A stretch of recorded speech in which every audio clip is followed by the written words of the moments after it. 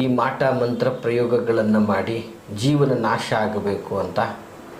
So ನಿಜವಾಗಿಯೂ ನಮ್ಮ ಮೇಲೆ ಮಾಟ ಪ್ರಯೋಗಗಳಾಗಿದೆಯಾ? ಹಾಗಿದ್ದರೆ ಅದು ಹೇಗೆ ನಾವು ತಿಳ್ಕೊಳ್ಳುವಂಥದ್ದು ಅನ್ನುವಂಥದ್ದು ಕೆಲವೊಂದಷ್ಟು ಕುತೂಹಲಗಳಿರ್ತವೆ. ಇವತ್ತು ನಿಮಗೇನಾದ್ರು ಕಷ್ಟ ಬಂದಿದೆ ಅಂತಂದರೆ ಏನು ಕಷ್ಟ ಬಂತು, ಯಾಕೆ ಹೀಗಾಯಿತು ಅಂತ ಕೇಳೋರು ತುಂಬ ಕಡಿಮೆ. ನಮಗೆ ಕಷ್ಟ ಬಂದಾಗ ಕರ್ಮ, ನಿಮಗೆ ಕಷ್ಟ ಬಂದಾಗ ಅಯ್ಯೋ ಪಾಪ ಅನ್ನುವಂತಹ ವ್ಯವಸ್ಥೆ.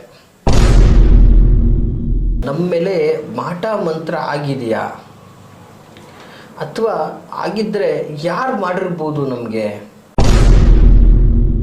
ದಂಪತಿಗಳಲ್ಲಿ ನೆಮ್ಮದಿ ಇರಲ್ಲ, ಅಥವಾ ಒಂದು ವ್ಯವಹಾರಕ್ಕೆ ಮಾಡುವಂಥ ಸ್ಥಳದಲ್ಲಿ ಖುಷಿ ಇರಲ್ಲ. ದುಡ್ಡಿರುತ್ತೆ, ದುಡ್ಡಿರುವಂತಹ ಮನೆಗಳ ಮೇಲೆ ಪ್ರಯೋಗ ಮಾಡಿದಾಗ ದುಡ್ಡಿರೋದ್ರಿಂದ ಒಂದು ಬ್ಯಾಲೆನ್ಸ್ ಆಗ್ತಾ ಹೋಗುತ್ತೆ. ಆದರೆ ಪ್ರೀತಿ, ವಿಶ್ವಾಸ, ಮಮಕಾರ, ಸ್ನೇಹ ಅನ್ನೋದು ನಾಶ ಆಗೋಗಿರುತ್ತೆ. ಮಾಟ ಪ್ರಯೋಗ ಮಾಡೋದು ಸಂಪೂರ್ಣವಾಗಿ ಅವರು ನಾಶ ಆಗೋಗ್ಬಿಡ್ಲಿ, ಅವರು ಅಭಿವೃದ್ಧಿ ಆಗೋದೇ ಬೇಕಾಗಿಲ್ಲ, ಅವರು ಕಂಪ್ಲೀಟಾಗಿ ಸರ್ವನಾಶ ಆಗೋಗ್ಲಿ ಅಂತಲೇ ಮಾಡಿರುತ್ತೆ. ಸಾಮಾನ್ಯವಾಗಿ ಇವತ್ತಿನ ದಿನ ಎಲ್ರಿಗೂ ಒಂದಷ್ಟು ಕುತೂಹಲ. ಯಾವ ರೀತಿ ಕುತೂಹಲ ಅಂತಂದರೆ, ನಮ್ಮ ಮೇಲೆ ಮಾಟ ಮಂತ್ರ ಆಗಿದೆಯಾ, ಅಥವಾ ಆಗಿದ್ದರೆ ಯಾರು ಮಾಡಿರ್ಬೋದು ನಮಗೆ? ನೋಡಿ, ಇವತ್ತು ನಾನು ಹೇಳೋದಿಷ್ಟೇ, ಇವತ್ತಿನ ದಿನ ಪ್ರತಿಯೊಬ್ಬರ ಕಷ್ಟನೂ ಅವ್ರಿಗೆ ದೊಡ್ಡದೇನೆ. ಇಲ್ಲಿ ಕೆಲವು ಮನಸ್ಥಿತಿಗಳು ಹೇಗಿರುತ್ತೆ ಅಂದರೆ, ಇವತ್ತು ನಿಮಗೇನಾದ್ರು ಕಷ್ಟ ಬಂದಿದೆ ಅಂತಂದರೆ ಏನು ಕಷ್ಟ ಬಂತು, ಯಾಕೆ ಹೀಗಾಯಿತು ಅಂತ ಕೇಳೋರು ತುಂಬ ಕಡಿಮೆ. ಏನು ಹೇಳ್ತಾರೆ ಅಂದರೆ, ನಿನ್ನ ಕರ್ಮ ನೀನು ಅನುಭವಿಸ್ತಾ ಇದೆಯಾ. ಅಂದರೆ ನಮಗೆ ಕಷ್ಟ ಬಂದಾಗ ಕರ್ಮ, ನಿಮಗೆ ಕಷ್ಟ ಬಂದಾಗ ಅಯ್ಯೋ ಪಾಪ ಅನ್ನುವಂತಹ ವ್ಯವಸ್ಥೆ. ಸೊ ನೋಡಿ, ಇವತ್ತು ಕಷ್ಟ ಕರ್ಮ ಸಿದ್ಧಾಂತದ ಪ್ರಕಾರನೇ ಬರೋದು ಬಿಡಿ, ಅದು ಬೇರೆ ವಿಚಾರ.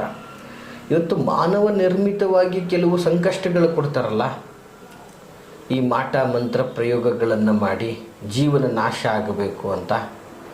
ಸೊ ನಿಜವಾಗಿಯೂ ನಮ್ಮ ಮೇಲೆ ಮಾಟ ಪ್ರಯೋಗಗಳಾಗಿದೆಯಾ?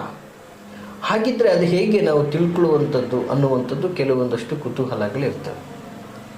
ಅಥವಾ ಯಾರು ಮಾಡಿಸಿದ್ದಾರೆ ಅಂತ ನಮಗೆ ಗೊತ್ತಾಗಬೇಕು ಗುರುಗಳೇ ಅನ್ನುವಂಥದ್ದು ಪ್ರಶ್ನೆ. ಈ ಪ್ರಶ್ನೆ ತುಂಬ ಜನ ನಮಗೆ ಕೇಳ್ತಾ ಇರ್ತಾರೆ. ನೋಡಿ, ಒಂದು ಹೇಳ್ತೀನಿ, ಈ ಒಂದು ತಂತ್ರದಿಂದ ಖಂಡಿತವಾಗಿ ನಿಮಗೆ ಯಾರು ಮಾಡಿದ್ದಾರೆ ಅಂತಕ್ಕಂಥದ್ದು ನಿಮಗೆ ಗೋಚಾರವಾಗುವಂಥ ವ್ಯವಸ್ಥೆ ಇರುತ್ತೆ, ಖಂಡಿತವಾಗಿ ತಿಳ್ಕೋಬೋದು. ಬಟ್ ನಾನು ಹೇಳುವಂಥದ್ದಿಷ್ಟೇ, ಕರ್ಮಣ್ಯೇವಾಧಿಕಾರಸ್ಥೆ ಮಹಾಬಲೇಶು ಕದಾಚರ ಅಂದಾಗೆ. ಅಂದರೆ ಇವತ್ತು ಯಾರಿಗೆ ಕೆಟ್ಟದ್ದು ಮಾಡಿದ್ರು ಅದರ ಪರಿಣಾಮವನ್ನು ಅವರೇ ಅನುಭವಿಸುವಂತಹ ವ್ಯವಸ್ಥೆ ಇರ್ತದೆ.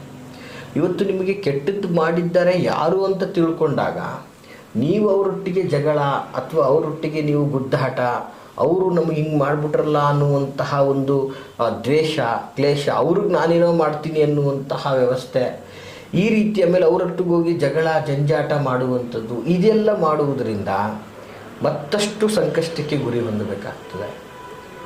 ಇವಾಗ ಹೇಗಿದ್ದರೂ ಗೊತ್ತಿಲ್ಲದೆ ಅವರು ಮಾಟ ಮಂತ್ರ ತಂತ್ರ ಪ್ರಯೋಗ ಮಾಡ್ತಾ ಇರ್ತಾರೆ. ಸೊ ಗೊತ್ತಾದ ಮೇಲೆ ಅವರು ಮಾಡಲಿಕ್ಕೆ ಹೆದರುವಂಥವ್ರು ಹೆದರದೇನೆ ಮಾಡಲಿಕ್ಕೆ ನಿಂತ್ಕೊಂಡ್ಬಿಡ್ತಾರೆ ಮತ್ತೆ. ಸೊ ಇದರಿಂದ ಏನಾಗ್ತದೆ, 1ಕ್ಕೆ 2, 2ಕ್ಕೆ 3, 3ಕ್ಕೆ 6 ಅನ್ನೋ ಥರ ಡಬಲ್ ತೊಂದರೆಗಳನ್ನು ನೀವು ಅನುಭವಿಸ್ಬೇಕಾಗ್ತದೆ. ಈ ಥರದ ಸಮಸ್ಯೆಗಳಿಂದ ಮುಕ್ತಿ ಹೊಂದಬೇಕು. ಇವತ್ತು ಮಾಟ ಪ್ರಯೋಗಗಳಾಗಿದೆ. ಈ ಮಾಟ ಪ್ರಯೋಗಗಳು ಮಾಡಿರ್ತಕ್ಕಂಥವ್ರು ಯಾರು? ಈ ಮಾಟ ಪ್ರಯೋಗದಿಂದ ನಮ್ಮ ಕುಟುಂಬ ನಾಶ ಆಗ್ತಾ ಇದೆ. ನೋಡಿ, ಒಂದು ಮಾಟ ಪ್ರಯೋಗ ಮಾಡ್ತಕ್ಕಂಥವನು ಏನೋ ಅವರು ಸುಖವಾಗಿರಲಿ ಅಂತ ಮಾಡೋದಿಲ್ಲ, ಅಥವಾ ಅವನಿಗೇನೋ ಸಣ್ಣ ಪುಟ್ಟ ತೊಂದರೆ ಆಗಲಿ ಅಂತ ಮಾಡೋದಿಲ್ಲ. ಮಾಟ ಪ್ರಯೋಗ ಮಾಡೋದು ಸಂಪೂರ್ಣವಾಗಿ ಅವರು ನಾಶ ಆಗೋಗ್ಬಿಡ್ಲಿ, ಅವರು ಅಭಿವೃದ್ಧಿ ಆಗೋದೇ ಬೇಕಾಗಿಲ್ಲ, ಅವರು ಕಂಪ್ಲೀಟಾಗಿ ಸರ್ವನಾಶ ಆಗೋಗ್ಲಿ ಅಂತಲೇ ಮಾಡಿರ್ತಾರೆ.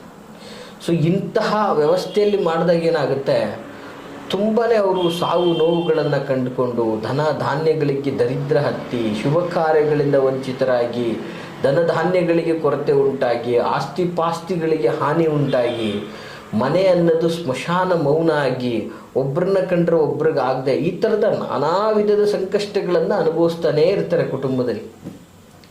ಮತ್ತು ನಿಜವಾಗ್ಲೂ ಹೇಳಬೇಕಂತಂದರೆ, ಈ ಒಂದು ವ್ಯವಸ್ಥೆಯನ್ನು ತಿಳ್ಕೊಂಡಾಗ ಅವರಿಂದ ನೀವು ಎಚ್ಚರಿಕೆಯಿಂದ ಇರ್ತಿರಲ್ಲ, ನೀವು ಅವರು ಕೊಡೋ ಉತ್ತರನೇ ಅದು. ಇವತ್ತು ನಿಮ್ಮ ಮೇಲೆ ಅವರು ಪ್ರಯೋಗ ಮಾಡಿರ್ತಾರೆ ನಾಶವಾಗಲಿ ಅಂತ, ನೀವು ಅದನ್ನು ತಿಳ್ಕೊಂಡು ಅವ್ರಿಗೆ ಗೊತ್ತಿಲ್ಲದೆ ಇರಂಗೆ ನೀವು ಬೆಳಿಲಿಕ್ಕೆ ಪ್ರಾರಂಭ ಮಾಡ್ತೀರಾ, ಅದು ಅವ್ರಿಗೆ ಒಂದು ದೊಡ್ಡ ಹೊಡೆತ. ಅದನ್ನು ಬಿಟ್ಟು ಗೊತ್ತಾಯಿತು ಅಂದ್ಕೊಂಡು ಅವ್ರ ಜೊತೆ ಜಗಳ ಆಡಿಕೊಂಡು ವಿಚಾರ ಮಾಡಿಕೊಂಡು ಅದು ಒಂದು ರೀತಿಯಾದಂಥ ಮಂದಬುದ್ಧಿ ಅಂತ ಹೇಳಿದ್ದಾರೆ, ಕ್ಷುಲ್ಲಕ ವಿಚಾರ ಅಂತಾರೆ. ಯಾಕಂದರೆ ಇವು ಸಾಕ್ಷ್ಯ ಆಧಾರ ರಹಿತವಾದಂತಹದ್ದಾಗಿರ್ತದೆ. ಸೊ ಹೀಗಿದ್ದಾಗ ನೀವು ಗುದ್ದಾಟ ವಿಚಾರ ಜಗಳ ಆಡೋದ್ರಲ್ಲಿ ನಿಮ್ಮ ಮನಸ್ಸಿಗೆ ನೋವು, ದೇಹಕ್ಕೆ ಹಾನಿ, ನಿದ್ರಾಹೀನತೆ, ಸೊ ಒಂದಷ್ಟು ಪುಳಕಿತಗೊಳ್ಳುವಂತಹ ವ್ಯವಸ್ಥೆ ಹೀಗಾಗ್ತಾ ಇರ್ತದೆ ವೀಕ್ಷಕರೇ. ಸೊ ಇದು ಯಾವುದೂ ಆಗಬಾರ್ದು. ಯಾರು ಮಾಡಿದ್ದಾರೆ ಅನ್ನೋದು ತಿಳ್ಕೊಳ್ಳುವಂತಹ ಕುತೂಹಲ, ತಿಳ್ಕೊಂಡು ನಮ್ಮ ಜೀವನವನ್ನು ನಾವು ಯಾವ ರೀತಿ ರೂಪಿಸ್ಕೋಬೇಕು, ಇದರಿಂದ ಹೇಗೆ ಹೊರಗಡೆ ಬರಬೇಕು, ನಾವು ಅಭಿವೃದ್ಧಿಯ ಪಥದ ಕಡೆ ಹೋದಾಗ ಇವ್ರಿಗೆ ಯಾವ ರೀತಿ ಹೊಡೆತ ಬೀಳ್ತದೆ, ಇದನ್ನು ನೀವು ಸರಿಯಾದ ರೀತಿ ಆಲೋಚನೆ ಮಾಡಿಬಿಟ್ರೆ ವೀಕ್ಷಕರೇ ನಿಜವಾಗಿಯೂ ಕೂಡ ನೀವು ತುಂಬ ಅದ್ಭುತ ವ್ಯಕ್ತಿಗಳಾಗ್ಬಿಡ್ತೀರ. ಮತ್ತು ಒಂದು ನೋಡಿ, ಸುಲಭವಾದಂತಹ ವಿಧಾನ, ಈ ಹಿಂದೆನೂ ಕೂಡ ಇದಕ್ಕೆ ಸಂಬಂಧಪಟ್ಟಂಥ ಒಂದಷ್ಟು ಮಾಹಿತಿಗಳನ್ನು ನಾನು ಕೊಟ್ಟಿದ್ದೀನಿ, ಯಾವ ರೀತಿ ಆಗ್ತದೆ ಪ್ರಯೋಗಗಳಾದಾಗ ಕುಟುಂಬದ ವ್ಯವಸ್ಥೆ ಅಂತ. ಕಂಪ್ಲೀಟ್ಲಿ ಏನಾಗ್ತದೆ, ಸ್ಮಶಾನ ಮೌನಕ್ಕೆ ಜಾರಿಬಿಡ್ತದೆ. ಮನೆಯಲ್ಲಿ ಪತಿ ಪತ್ನಿಯರು ದಂಪತಿಗಳಲ್ಲಿ ನೆಮ್ಮದಿ ಇರಲ್ಲ, ಅಥವಾ ಒಂದು ವ್ಯವಹಾರಕ್ಕೆ ಮಾಡುವಂಥ ಸ್ಥಳದಲ್ಲಿ ಖುಷಿ ಇರಲ್ಲ. ದುಡ್ಡಿರುತ್ತೆ, ದುಡ್ಡಿರುವಂತಹ ಮನೆಗಳ ಮೇಲೆ ಪ್ರಯೋಗ ಮಾಡಿದಾಗ ದುಡ್ಡಿರೋದ್ರಿಂದ ಒಂದು ಬ್ಯಾಲೆನ್ಸ್ ಆಗ್ತಾ ಹೋಗುತ್ತೆ, ಆದರೆ ಪ್ರೀತಿ, ವಿಶ್ವಾಸ, ಮಮಕಾರ, ಸ್ನೇಹ ಅನ್ನೋದು ನಾಶ ಆಗೋಗಿರುತ್ತೆ. ಅದು ಒಬ್ರನ್ನ ಕಂಡ್ರೆ ಒಬ್ರಿಗೆ ಆಗದೇ ಇರುವಂತಹ ದ್ವೇಷ ಸೃಷ್ಟಿಯಾಗಿರುತ್ತೆ. ಮನೆಯಲ್ಲಿ ಖುಷಿಯ ವಿಚಾರ ಅಂತಕ್ಕಂಥದ್ದೇ ಇರಲ್ಲ. ಈ ಥರದ್ದೆಲ್ಲ ಸಂಕಷ್ಟಗಳಾಗ್ತಾ ಇರ್ತದೆ ವೀಕ್ಷಕರೇ. ಸೊ ಇದೆಲ್ಲವೂ ಆಗ್ತಾ ಇದ್ದರೂ ಕೂಡ ನಮಗೆ ಅರಿವೇ ಆಗ್ತಾ ಇಲ್ಲ ಅನ್ನುವಂತಹ ಕೆಲವೊಂದು ಮಂದಿ ವಿಚಾರಗಳಿರ್ತದೆ. ಸೊ ಹೀಗಾಗಿ ನಾನು ಹೇಳುವಂಥದ್ದು, ಯಾರು ಮಾಡಿದ್ದಾರೆ ನಮ್ಮ ಮಾಟ ಪ್ರಯೋಗದಿಂದ ಇದೆಲ್ಲ ಅನುಭವಿಸ್ತಾನೆ ಇದ್ದೀವಿ ನಾವು, ದಿನನಿತ್ಯ ಇದೆಲ್ಲ ಆಗ್ತಾನೆ ಇದೆ. ಒಂದು ಕೆಲಸಗಳು ಸರಿಯಾಗಿ ಸಿಗ್ತಾ ಇಲ್ಲ, ಸಿಕ್ಕಿದ್ರು 4 ದಿನ ಮಾಡಿದ್ರೆ 5 ದಿನಕ್ಕೆ ಕೆಲಸನೇ ಇರಲ್ಲ, 4 ದಿನ ಚೆನ್ನಾಗಿದ್ದರೆ 5ನೇ ದಿನ ಅನಾರೋಗ್ಯ, ಎಲ್ಲ ಕಡೆಯಿಂದನೂ ತೊಂದರೆಗೆ ಗುರಿಯಾಗಿದ್ದೀವಿ, ಪ್ರಯೋಗಕ್ಕೆ ಒಳಗಾಗ್ಬಿಟ್ಟಿದ್ದೀವಿ. ಗೊತ್ತಾಯಿತು ನಮಗೆ ಗುರುಗಳೇ, ತೊಂದರೆ ಇಲ್ಲ, ನಮ್ಗೆ ಮಾಡಿರೋದಂತೂ ನಿಜ, ಯಾರು ಮಾಡಿದ್ದಾರೆ ಅನ್ನೋದು ಗೊತ್ತಾಗಬೇಕಲ್ಲ. ಈ ಒಂದು ಪ್ರಶ್ನೆ ನಿಜ ಇಲ್ಲ ಅಂದರೂ ಹತ್ತತ್ರ 1,000 ಜನನಾದರೂ ಕೇಳಿರ್ತಾರೆ ವೀಕ್ಷಕರೇ. ನೋಡಿ, ಈ ಒಂದು ಪ್ರಶ್ನೆಗೆ ಸಂಬಂಧಪಟ್ಟ ಹಾಗೆ ನಾವು ಶಾಸ್ತ್ರೋಕ್ತವಾಗಿ ಈ ಒಂದು ಮಾಹಿತಿಗಳನ್ನು ಮುಂದಿನ ದಿನಗಳಲ್ಲಿ ನಾನು ಮಾಡ್ತೀನಿ. ಇದು ನಾನು ಹೇಳ್ತಾ ಇರ್ತಕ್ಕಂಥದ್ದು ಕೆಲವು ಇವತ್ತು ನೈಜವಾಗಿ ಅನುಭವಿಸ್ತಾ ಇರುವಂಥ ವಾಸ್ತವ. ವೈಜ್ಞಾನಿಕವಾಗಿ ಜಾತಕದ ಆಧಾರವಾಗಿ ಮಾಟ ಪ್ರಯೋಗ ಆಗಿದೆಯಾ, ಯಾರು ಮಾಡಿದ್ದಾರೆ ಅನ್ನುವಂಥದ್ದನ್ನು ಒಂದು ಪ್ರೆಸೆಂಟೇಷನ್ ಮುಖೇನ ಒಂದು ಕುಂಡಲಿಯನ್ನು ಹಾಕಿ ಅದನ್ನು ಮುಂದಿನ ವಿಡಿಯೋಗಳಲ್ಲಿ ನಾನು ಖಡಾಖಂಡಿತವಾಗಿ ಅದರ ಬಗ್ಗೆ ಮಾಹಿತಿಯನ್ನು ಕೊಡ್ತೀನಿ.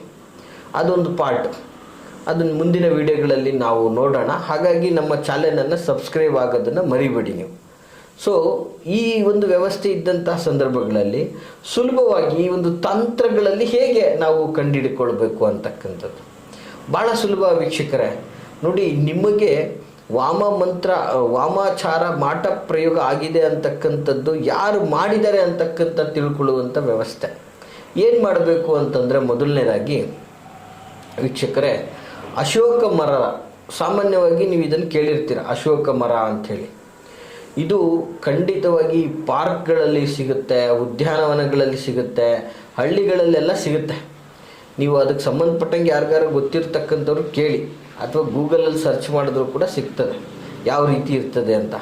ಅದು ನೋಡಲಿಕ್ಕೆ ಒಂದು ರೀತಿಯಲ್ಲಿ ಅದರ ಎಲೆಗಳು ಮಾವಿನ ಎಲೆ ಥರ ಕಂಡು ಬರ್ತದೆ, ಆದರೆ ಮಾವಿನ ಎಲೆ ಅಲ್ಲ, ಅದು ಒಂದು ಅಶೋಕ ಮರ ಅಂತ ಕಂಡು ಬರ್ತದೆ. ಆ ಅಶೋಕ ಮರದ 2 ಕಡ್ಡಿಗಳನ್ನು ಕಟ್ ಮಾಡ್ಕೋಬೇಕು. ಯಾವ ರೀತಿ ಅಂದರೆ, ಆ ಕಡ್ಡಿಗೆ ಅಕ್ಕಪಕ್ಕ ಆದಂಗೆ ಒಂದು ಎಲೆಗಳು ಬಂದಿರಬೇಕು. 2 ಕಡ್ಡಿ ಕಿತ್ಕೊಂಡ್ರು ಅದರಲ್ಲಿ ಒಂದು 5 ಎಲೆಗಳಿರೋ ಥರ ಇರಬೇಕು.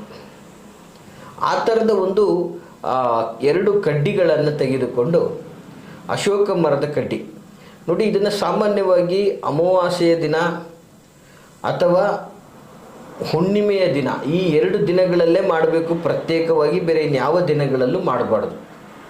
ಅಮಾವಾಸ್ಯೆ ಮತ್ತು ಹುಣ್ಣಿಮೆಯ ಈ 2 ದಿನಗಳನ್ನೇ ಪ್ರತ್ಯೇಕವಾಗಿ ಈ ಒಂದು ಕಾರ್ಯವನ್ನು ಮಾಡಬೇಕು. ಭಾಳ ಅದ್ಭುತವಾದಂತಹ ಕಾರ್ಯತಂತ್ರ ಆಗಿರ್ತದೆ ವೀಕ್ಷಕರೇ.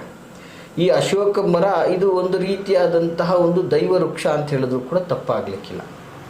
ಸೊ ಈ ವೃಕ್ಷದ ಒಂದು ಕಡ್ಡಿ, ಈ ಕಡ್ಡಿಗೆ ಅಕ್ಕಪಕ್ಕ ಎಲೆಗಳಿರಬೇಕು. ಈ ಥರದ್ದು 2 ಕಡ್ಡಿಗಳನ್ನು ತೆಗೆದುಕೊಂಡು ಆ ಕಡ್ಡಿಯನ್ನು ಕೆಳಭಾಗ ಏನಿರ್ತದೆ ಆ ಭಾಗವನ್ನು ಸಂಪೂರ್ಣವಾಗಿ ದಾರದಿಂದ ಸುತ್ತಬೇಕು.